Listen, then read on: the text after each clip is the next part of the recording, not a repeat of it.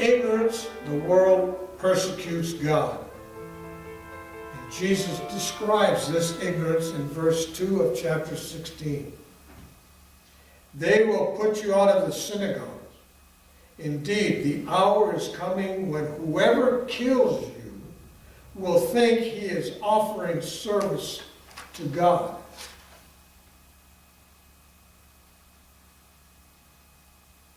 That is how blind they are. They actually think that in doing this that they are worshiping God. Honoring service or offering service, that's what it means. They think that they are worshiping God by persecuting and killing Christians. And this was true in the early days of Christianity. Persecution during the days of the Inquisition. It was against the Jews, making them to convert. And it was against those that they considered heretics because they would not follow the strict rules of Roman Catholicism.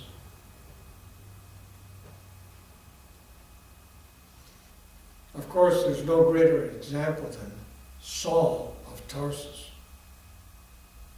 who was burning with threats and hatred in his heart toward the early followers of the way.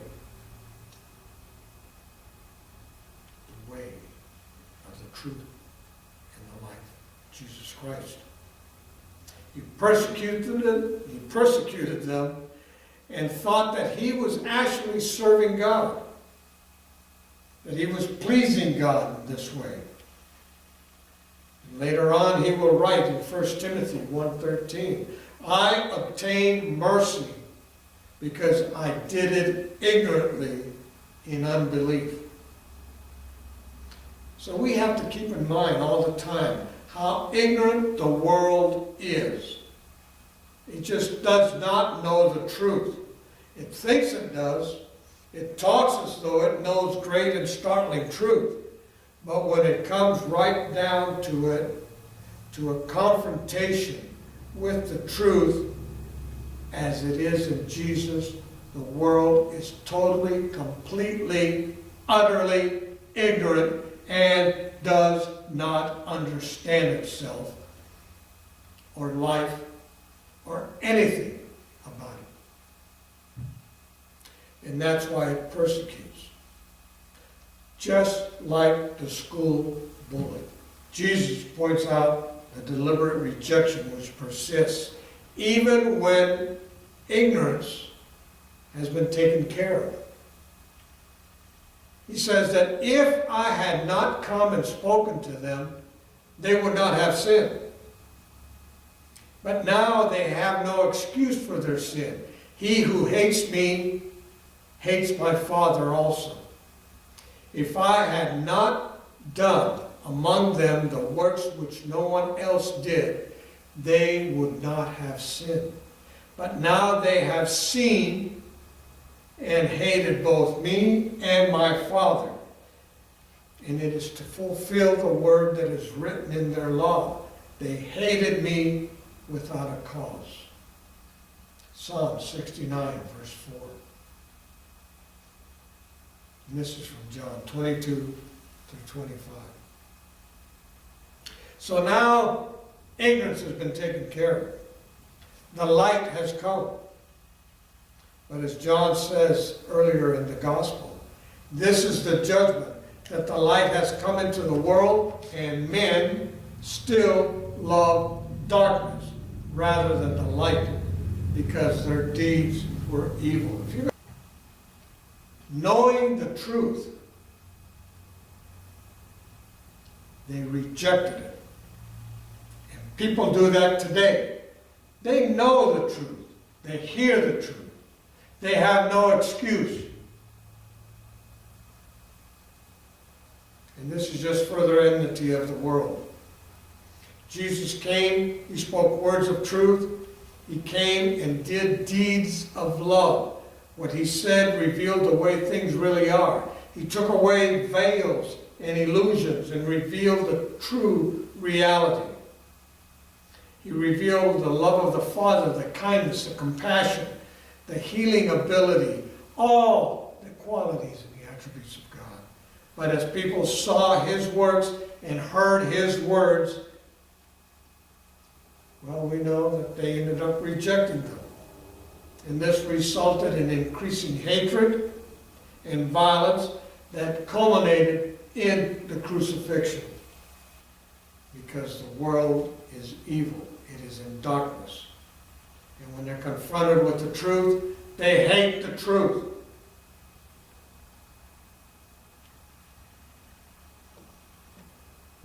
So as he said, there is no excuse.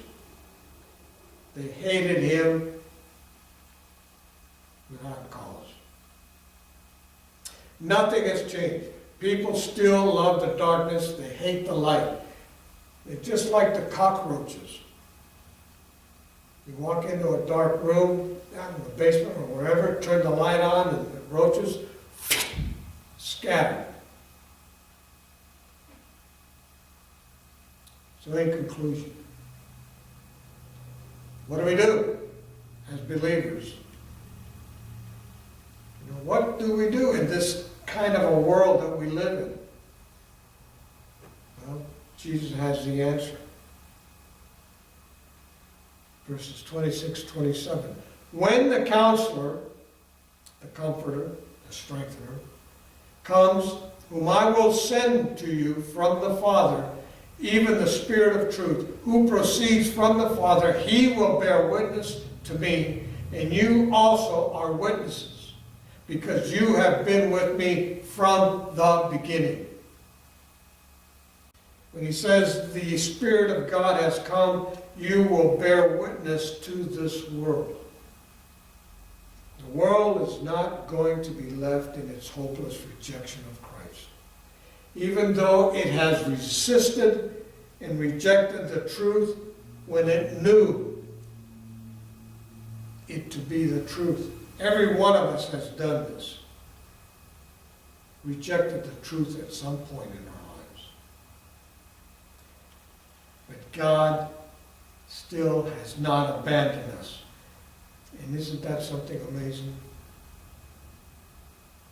Even when God would be fully justified in turning His back and walking away from us and leaving us on our own to suffer our own consequences. I'm not talking about what you end up paying for do something wrong here in this life. I'm talking about paying our consequences of eternal damnation. He doesn't do that. He continues to bear witness before the world. And we are not to withdraw from the world and build a small ghetto where we can all hide behind a big wall and throw tracts over the wall or through little holes to the people. Instead, we are to live in the midst of the world just as Jesus did and bear witness to the truth, even though it's going to be rejected oftentimes. We're to do this for the sake of those who will receive. Because there are countless out there whose hearts are yearning for that something. That something. There's got to be more to life than this.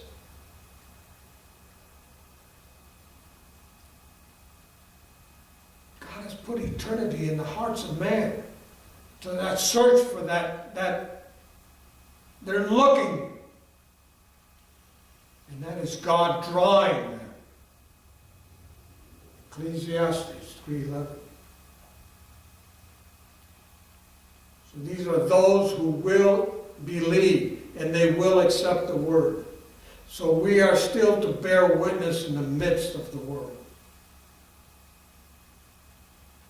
And this witness is the witness of the Holy Spirit. He does what no man can do. The Spirit of God opens the hearts. He removes blindness. He opens the minds to understand. He bears witness. Jesus said to his disciples, "You shall receive power when the Holy Spirit has come upon you, and you shall be witness of me." So we all are witnesses of what Jesus has been to us. What we have experienced also. What has happened in our lives, your lives. What he has done for us.